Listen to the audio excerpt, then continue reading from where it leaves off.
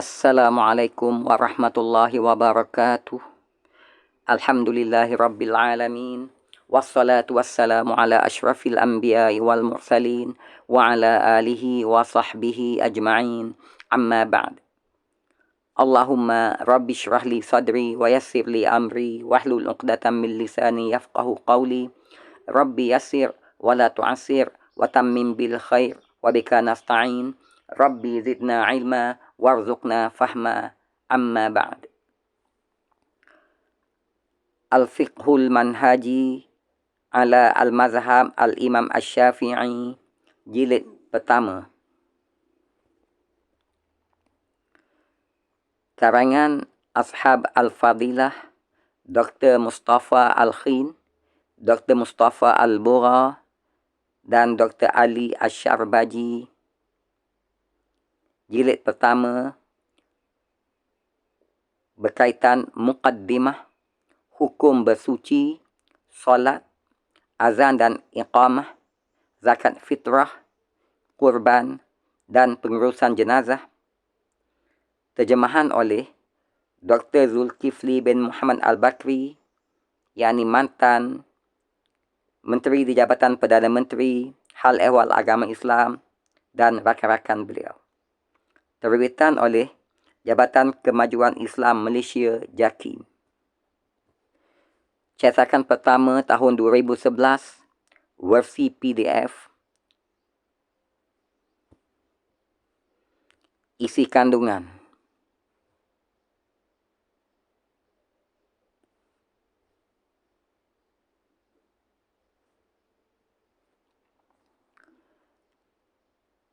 Jilid pertama, hukum bersuci. Jilid pertama, hukum bersuci. Hukum bersuci. At-taharah. Pengertian bersuci. Keprihatinan Islam terhadap kebersihan dan bersuci. Hikmah pensyariatan bersuci. Air yang boleh dibuat bersuci. Pengertian bersuci. Pengertian bersuci. Bersuci dari segi bahasa ialah bersih dan bebas daripada segala kekotoran, sama ada di dalam bentuk nyata, hissiyun, seperti najis, ataupun dalam bentuk maknawi, maknawiyun, seperti perkara yang mengaibkan ataupun sifat-sifat keji. Bersuci dengan air bermaksud bersih daripada kotoran, manakala bersuci daripada hadas pula bermaksud bebas daripadanya, yakni bebas daripada hadas. Bersuci dari segi syarak pula ialah perbuatan yang mengharuskan solat atau seumpamanya, seperti berwuduk kepada sesiapa yang belum berwuduk, mandi kepada sesiapa yang diwajibkan mandi ke atasnya, dan menghilangkan najis daripada pakaian, badan dan juga tempat. Keprihatinan Islam terhadap kebersihan dan bersuci. Keprihatinan Islam terhadap kebersihan dan bersuci. Islam sangatlah prihatin tentang suci dan kebersihan, sebagaimana keterangan berikut. Pertama, perintah berwudu untuk mendirikan solat setiap hari beberapa kali. Firman Allah Subhanahu wa taala, "Ya ayyuhallazina amanu idza qumtum ilas shalah faghsilu wujuhakum wa aydiyakum ilal marafiq wamsahu bi ru'usikum wa arjulakum ilal ka'bain." Maksudnya, wahai orang-orang yang beriman, apabila kamu hendak mendirikan solat, padahal kamu dalam keadaan berhadas kecil, maka berwuduklah, iaitu basuhilah muka kamu dan kedua belah tangan kamu meliputi siku, dan sapulah sebahagian dari kepala kamu, dan basuhlah kedua belah kaki kamu meliputi buku lali. Surah Al-Ma'idah ayat 6. Kedua, keprihatinan Islam terhadap kesucian dan kebersihan ditunjukkan dengan gesaan supaya mandi pada keadaan tertentu. Gesaan supaya mandi pada keadaan tertentu. Firman Allah Subhanahu wa taala, "Wa in kuntum junuban fattahharu." Maksudnya, dan jika kamu dalam keadaan junub, yakni dalam keadaan berhadas besar, maka bersucilah dengan mandi, yakni mandi wajib. Surah Al-Ma'idah ayat 6. Ini dinyatakan lagi dalam hadis di mana Rasulullah sallallahu alaihi wasallam bersabda, "Lillahi ala kulli muslimin an yaghtasila fi kulli sab'ati ayyam yaghsilu fihi ra'sahu wa jasadahu." Maksudnya, tanggungjawab setiap muslim kepada Allah ialah mandi sekurang-kurangnya sekali dalam seminggu dengan membasuh kepala dan badannya. Hadis riwayat Al-Bukhari dan Imam Muslim. Ketiga, keprihatinan Islam terhadap kebersihan dan kesucian juga ditunjukkan dengan perintah supaya memotong kuku, membersihkan gigi dan pakaian. Rasulullah sallallahu alaihi wasallam bersabda, "Khamsun minal fitrah, al-khitan wal istihdad wa natful ibt wa taqlimul azfar wa qassus syarib." Maksudnya, 5 perkara daripada fitrah, iaitu berkhitan, mencukur bulu ari-ari, mencabut bulu ketiak, memotong kuku, dan menggunting misai. Hadis riwayat Al-Bukhari dan Muslim. Sabda Rasulullah sallallahu alaihi wasallam lagi, "Laula an asyqa ala ummati la amartuhum bis-siwak inda kulli salah." Maksudnya, sekiranya tidak membebankan umatku, aku akan perintahkan mereka supaya bersugi setiap kali bersolat. Hadis riwayat Al-Bukhari dan Muslim. Menurut riwayat lain daripada Imam Ahmad pada akhir hadis tersebut, yakni ketika setiap kali berwuduk. Ketika setiap kali berwuduk. Hadis riwayat Imam Ahmad. Firman Allah Subhanahu wa taala, "Wa thiyabaka fatahhir." Dan pakaianmu, maka hendaklah kamu bersihkan. Dan pakaianmu, maka hendaklah kamu bersihkan. Surah Al-Muddathir ayat 4. Sabda Rasulullah sallallahu alaihi wasallam kepada para sahabatnya, "Innakum qadimun ala ikhwanikum fa aslihu rihalakum wa aslihu libasakum hatta takunu ka'annakum syamatun finnas fa innallaha la yuhibbul fuhsya walat tafahush." Maksudnya, kamu akan berjumpa dengan sahabat-sahabat kamu, maka perkemaskanlah peralatan dan pakaianmu hingga kamu dikenali di kalangan orang ramai. Sesungguhnya Allah tidak suka kepada perkataan dan perbuatan yang keji dan keterlaluan. Hadis riwayat Abu Dawud. Firman Allah Subhanahu wa taala, "Innallaha yuhibbut tawwabin wa yuhibbul mutatahhirin."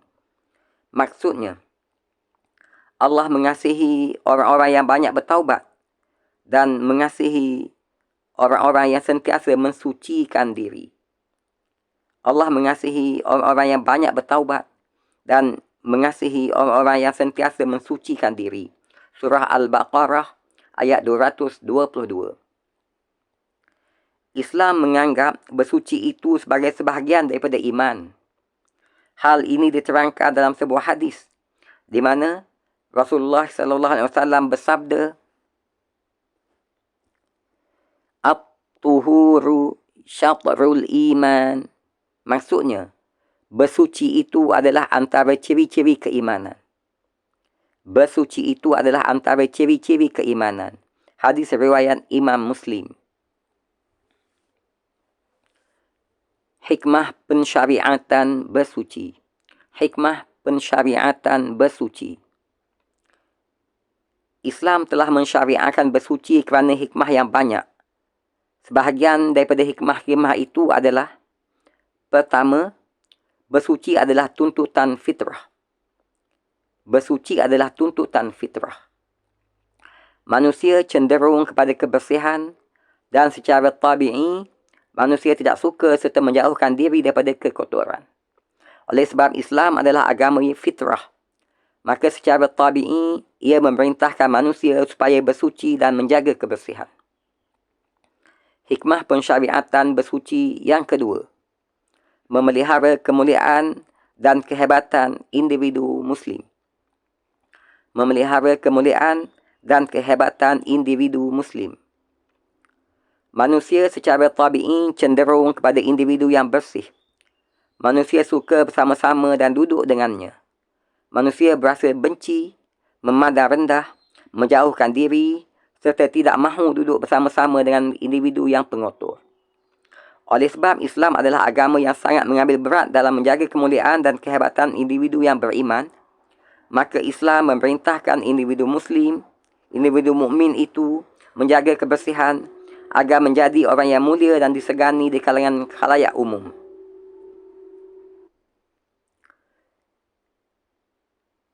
Hikmah pensyariatan bersuci yang ketiga, memelihara kesihatan. Memelihara kesihatan. Kebersihan adalah sebab yang amat penting untuk menjauhkan manusia daripada penyakit. Ini kerana kebanyakan penyakit yang menular di kalangan manusia adalah disebabkan oleh kekotoran.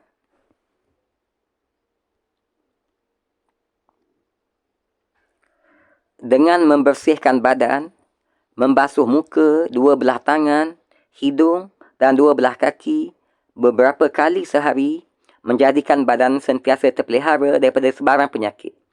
Ini kerana anggota tersebut merupakan anggota yang sentiasa terdedah kepada kekotoran. Hikmah pensyariatan bersuci yang keempat, berdiri menghadap Allah Subhanahu Wa Taala dalam keadaan suci dan bersih. Berdiri menghadap Allah Subhanahu Wa Taala dalam keadaan suci dan bersih. Semasa bersolat, seseorang hamba bercakap dan bermunajat kepada Tuhannya, maka selayaknya lah dia berada dalam keadaan suci zahir dan batin, bersih hati dan badannya, kerana Allah Subhanahu Wa Taala kasih kepada orang yang suka membersihkan hak batinnya dengan bertaubat dan membersihkan zahirnya dengan bersuci. Air yang boleh dibuat bersuci. Air yang boleh dibuat bersuci. Air yang boleh dibuat bersuci adalah air hujan, air laut, air telaga ataupun air perigi, air sungai, air mata air dan salji. Air yang boleh dibuat bersuci ialah air hujan, air laut, air telaga ataupun perigi, air sungai, air mata air dan air salji. Semua air tersebut tergolong dalam dua kategori, iaitu yang turun daripada langit dan air yang keluar daripada bumi. Firman Allah Subhanahu Wa Taala, "Wa anzalna minas samaa'i ma'an tahura." Maksudnya, dan kami turunkan daripada langit air yang suci bersih. Dan kami turunkan dari langit air yang suci bersih. Surah Al-Furqan ayat 48. Firman-Nya lagi, wa yunazzilu 'alaikum minas samaa'i ma'an liyutahhirakum bih. Maksudnya, dan ingatlah ketika mana ia turunkan kepada kamu hujan dari langit untuk mensucikan kamu dengannya. Dan ingatlah ketika dia turunkan kepada kamu hujan dari langit untuk mensucikan kamu dengannya.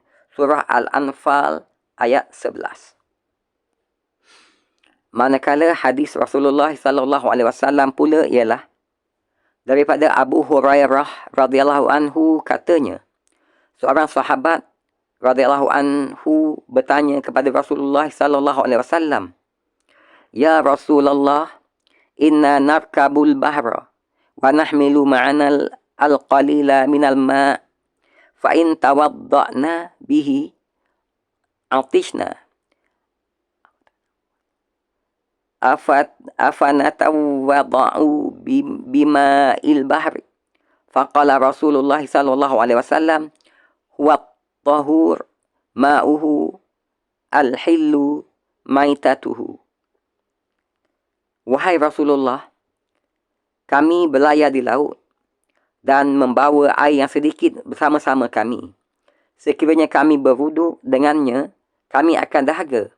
Adakah boleh kami berwuduk dengan air laut?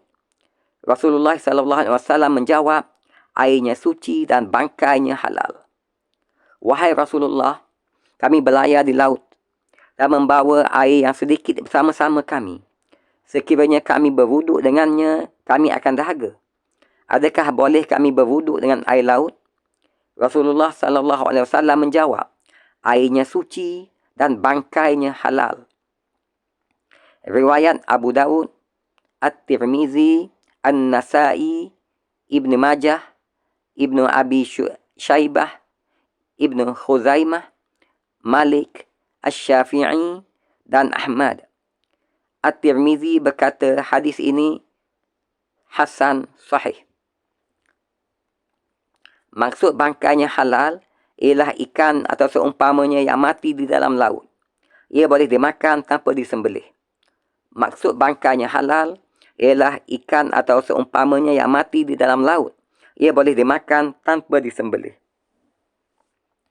Alhamdulillah, kita telah selesai dengan perkongsian bacaan kitab Al-Fiqh Al-Manhaji ala Al-Mazhab Al-Imam Asy-Syafi'i, jilid pertama, untuk tajuk Hukum Bersuci.